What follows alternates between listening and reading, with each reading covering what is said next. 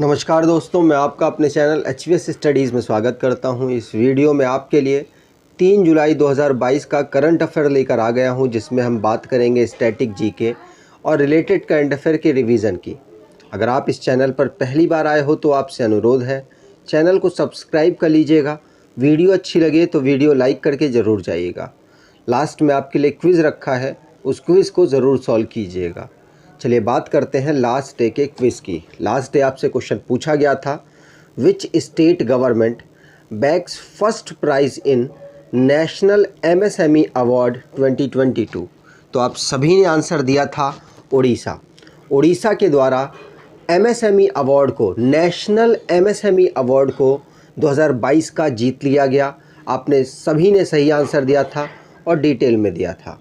आज के पहले क्वेश्चन की बात करें तो आज का पहला क्वेश्चन है, which city most costly cities in India for foreigner. तो बाहर से लोग, विदेशी जो घूमने आते हैं भारत में, उनके लिए सबसे महंगी सिटी भारत की कौन सी है? तो आंसर यहाँ पर हो जाएगा मुंबई। मुंबई सिटी भारत की सबसे महंगी सिटी है जो फॉरनर्स घूमने आते हैं भारत में, उनके लिए। याद रखना है, क्वेश्चन इस तरीके से बना लिए जाते हैं कि कौन सी ऐसी सिटी है जो लीस्ट कॉस्टली है, तो आंसर हो जाएगा कोलकाता। सर्वे के अकॉर्डिंग पता चला है कि फॉरेनर जो विदेशी हैं उनके लिए सबसे सस्ती सिटी है कोलकाता और पुणे। याद रखना। और सबसे महंगी सिटीज़ में मुंबई सबसे महंगी और दिल्ली दूसरे नंबर पर आती है। इसी तरीके से कोलकाता सबसे सस्ती और सेकंड सस्ती पुणे आती है। ठीक है, चलिए आगे बात करें तो रिसेंटली में जो रैंकिंग और रिपोर्ट से रिलेटेड क्वेश्चंस बने हैं उनको रिवाइज कर लेते हैं। पहला क्वेश्चन पढ़ लिया। दूसरा है, वर्ल्ड गोल्ड काउंसिल के अकॉर्डिंग भारत की रैंक 4th रही है ग्लोबल गोल्ड रिसाइकलिंग में। TCS, HDFC बैंक, इन्फोसिस और LIC को टॉप 100 ग्लोबल बिगेस्ट ब्रांड में इंक्लूड किया गया है। IMD वर्ल्ड कम्पिटिटिवनेस इंडेक्स में भारत की रैंक 37th रही। ग्लोबल स्टार्टअप इकोसिस्टम रैंकिंग में भारत का जो केरला है वो एशिया के टॉप पोजीशन पर रहा। इंडिया की 101 रैंक है ग्लोबल हंगर इंडेक्स में। अंकटाड के द्वारा वर्ल्ड इन्वेस्टमेंट रिपोर्ट जारी हुई जिसमें भारत की रैंक 7th रही। फोर्ब्स रियल टाइम बिलियनियर में मुकेश अंबानी टॉप पोजीशन पर है रिचेस्ट पर्सन में। आगे बात करें, अगला क्वेश्चन है, in the diamond league competition अभी रिसेंटली में हुआ जिसमें नीरज चोपड़ा ने अपना ही रिकॉर्ड दोबारा से तोड़ दिया और वहाँ पर इनको सिल्वर मेडल प्राप्त हुआ क्योंकि इन्होंने लगभग 89 मीटर जेवलिन थ्रो किया और जो इनका कंपटीटर था उसने 90 मीटर थ्रो कर दिया। तो इसको मिल गया गोल्ड और नीरज चोपड़ा को मिल गया सिल्वर। और इस टूर्नामेंट को कहाँ ऑर्गेनाइज कराया गया? तो आंसर यहाँ पर हो जाएगा, इस टूर्नामेंट को स्वीडन में ऑर्गेनाइज कराया गया। स्वीडन की कैपिटल स्टॉकहोम है, वहाँ पर इसे ऑर्गेनाइज कराया गया। जो डायमंड लीग है इसको 2010 से कराया जा रहा है।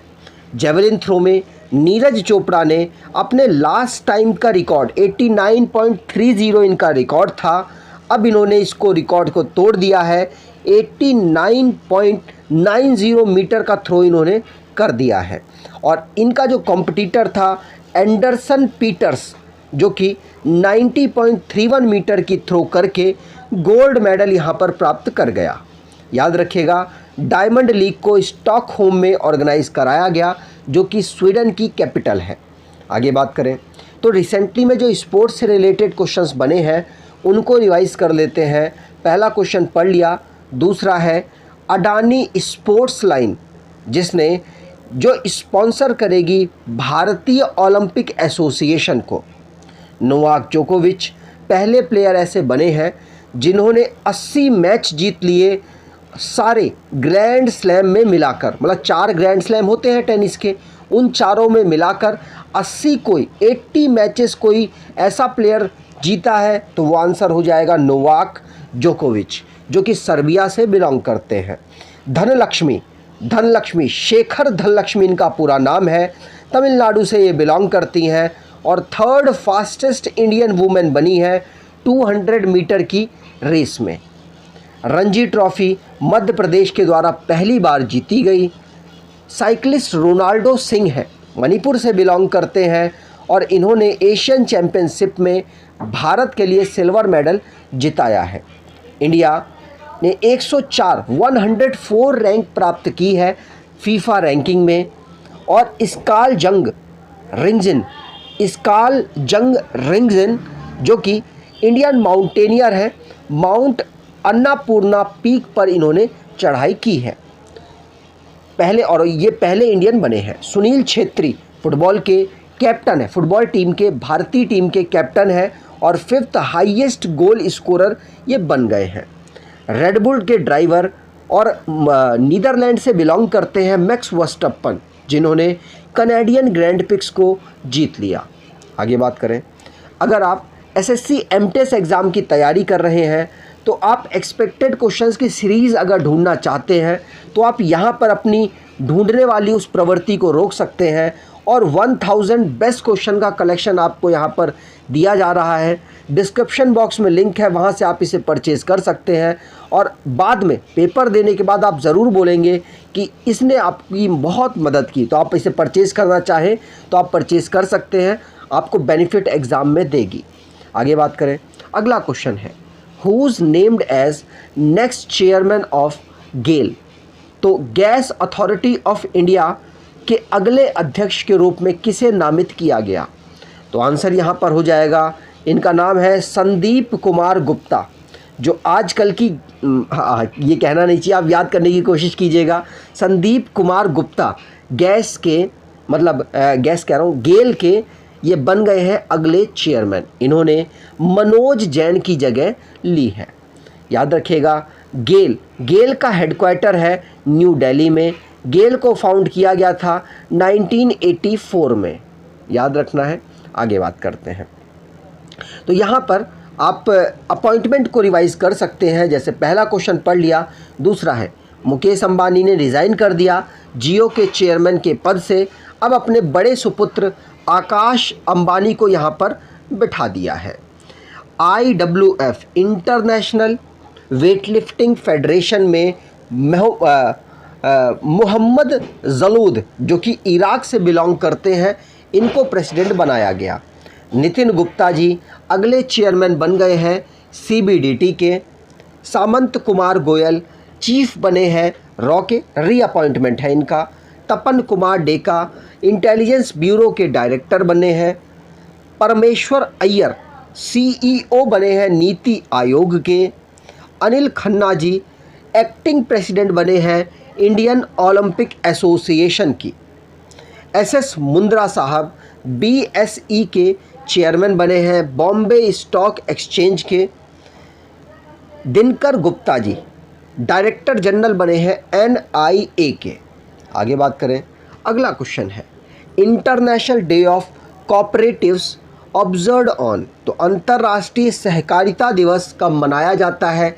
और भारत में कोऑपरेटिव नाम की एक मिनिस्ट्री भी बनाई गई, जो कि अमित शाह जी के द्वारा लीड की जा रही है।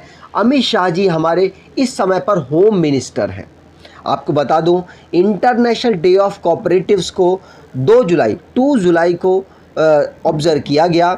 ये 2 जुलाई को हर साल नहीं ऑब्ज़र्व किया जाता, ये फर्स्ट सैटरडे ऑफ जुलाई को ऑब्ज़र्व होता है, याद रखना है। और यूनाइटेड नेशन के द्वारा इस डे को ऑब्ज़र्व किया जाता है। आगे बात करें, अगला क्वेश्चन है who's takes oath as Philippines president. तो रिसेंटली में मैंने आपको बताया था कि फिलीपींस के यहाँ पर चुनाव हुए, वहाँ पर एक नए पर्सन वहाँ के प्रेसिडेंट बने हैं, जिनका नाम है फर्डिनांड मार्कोस जूनियर, जो कि अब ओथ ले चुके हैं फिलीपींस के प्रेसिडेंट के पद पर। याद रखिएगा, फिलीपींस के नए प्रेसिडेंट कौन बने? Ferdinand Marcos junior. फिलीपींस की बात करें तो यहाँ की कैपिटल मनीला है, करेंसी फिलिपिन पीसो है। आगे बात करें तो रिसेंटली में जो इंटरनेशनली क्वेश्चंस बने हैं उनको रिवाइज कर लेते हैं।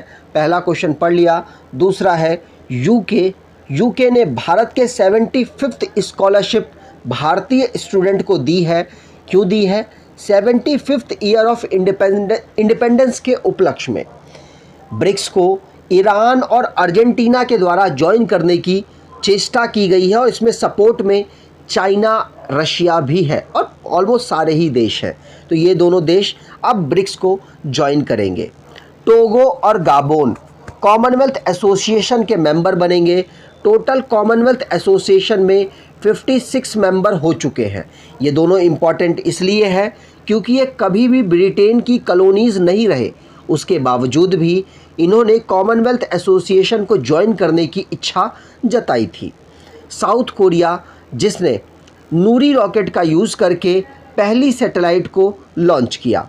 मंगोलिया में कोवस्कुल लेक है जो कि यूनेस्को वर्ल्ड नेटवर्क में इसको दर्जा मिला है। गुस्तावो पेट्रो कोलंबिया के प्रेसिडेंट बने हैं। पाकिस्तान को FATF की ग्रे लिस्ट में दोबारा से रखा गया है। फूजियान चाइना का 3rd most advanced domestic build aircraft carrier है। हमज़ा अब्दी बर्रे सोमालिया के प्राइम मिनिस्टर बने हैं। आगे बात करें, अगला क्वेश्चन है when state bank of India celebrates 67th foundation day. तो 1 जुलाई को SBI को फॉर्म किया गया था, तो पहला ऑप्शन बिल्कुल यहाँ पर सही हो जाएगा। SBI को 1 जुलाई 1955 को फॉर्म किया गया था इंपीरियल बैंक ऑफ इंडिया से कन्वर्ट करके। अगर मैं सही हूँ एक बार कंफर्म कीजिएगा। 1921 में इंपीरियल बैंक को फॉर्म किया गया, बाद में इंपीरियल बैंक को 1955 में SBI बैंक कहा जाने लग गया। आपको बता दूं इसीलिए 1 जुलाई को 67th ईयर हो चुके हैं और SBI ने इसको सेलिब्रेट किया है और यही क्वेश्चन आपके लिए बनाया गया था। SBI के चेयरपर्सन है दिनेश कुमार खारा, हेडक्वार्टर इसका मुंबई में है। आगे बात करें, अगला क्वेश्चन है who's conferred with CII quality Ratna award 2021। तो CII क्वालिटी रत्न अवार्ड 2021 किसको दिया गया है? तो आंसर यहाँ पर हो जाएगा किनको दिया गया है, तो इनका नाम है अशोक सूता को CII क्वालिटी रत्न अवार्ड दिया गया है। याद रखना है अशोक सूता ये है कौन? तो ये फाउंडर और एग्जीक्यूटिव चेयरमैन है हैप्पीस्ट माइंड टेक्नोलॉजी के। याद रखिएगा इनके काम के लिए CII क्वालिटी रत्न अवार्ड 2021 से इनको सम्मानित किया गया। आगे बात करें सक्सेसफुली, अगला क्वेश्चन है successful flight testing of high speed expendable aerial target Abhyas in which state. तो अभ्यास का रिसेंटली में किस स्टेट में सक्सेसफुली टेस्ट किया गया? और आपको बता दूं ये high speed expendable aerial target Abhyas के नाम से जाना गया।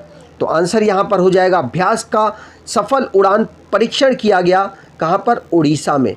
तो C ऑप्शन यहाँ पर बिल्कुल सही हो जाएगा। DRDO के द्वारा इसको टेस्ट किया गया और ये high speed expendable aerial target है, इसको हीट कहा जाता है। आपको बताऊं इसको DRDO ने टेस्ट किया है कहाँ पर? उड़ीसा में। पूछा जा सकता है, ये क्वेश्चन बनाने का मेन मकसद ये है कि रिसेंटली में NTPC का एग्ज़ाम हुआ तो इसी तरीके से एक मिसाइल दे रखी थी और वहाँ पूछा गया कि किस स्टेट में इसका टेस्ट हुआ था। तो यहाँ पर आंसर, वहाँ पर आंसर था आंध्र प्रदेश सही, लेकिन यहाँ पर आंसर उड़ीसा सही है। याद रखना है उड़ीसा में इसको टेस्ट किया गया। आपको बता दूं इस समय पर डिफेंस मिनिस्टर ऑफ इंडिया कौन है? तो राजनाथ सिंह जी हैं और DRDO के इस समय पर हेड हैं G सतीश रेड्डी। आगे बात करें, अगला क्वेश्चन है who's appointed attorney general for 3 month. अगले 3 महीने के लिए इनका कार्यकाल बढ़ा दिया गया है। तो अटॉर्नी जनरल जो कि KK वेणुगोपाल जी बने हैं। भारत की जो सरकार है उनके वकील, उनके सबसे बड़े वकील इनको कहा जा सकता है। इनका जो आर्टिकल है वो 76 के अंतर्गत इनको अपॉइंटमेंट मिलता है। राष्ट्रपति जी के द्वारा इनको अपॉइंट किया जाता है। याद रखिएगा, के वेणुगोपाल जी दोबारा से अटॉर्नी जनरल अगले 3 महीने के लिए बना दिए गए हैं। याद रखिएगा, क्वेश्चन इंपॉर्टेंट है। आज के क्विज की बात करें, which state government launched Kashi यात्रा स्कीम। काशी यात्रा स्कीम किस स्टेट के द्वारा लॉन्च की गई? आपको कमेंट बॉक्स में डिटेल में आंसर देना है। अगर आपको ये वीडियो अच्छी लगी है तो आपसे अनुरोध है, वीडियो को लाइक कर दीजिएगा, चैनल को सब्सक्राइब कर लीजिएगा और एटलीस्ट अपने कुछ दोस्तों तक वीडियो को शेयर ज़रूर कीजिएगा। धन्यवाद।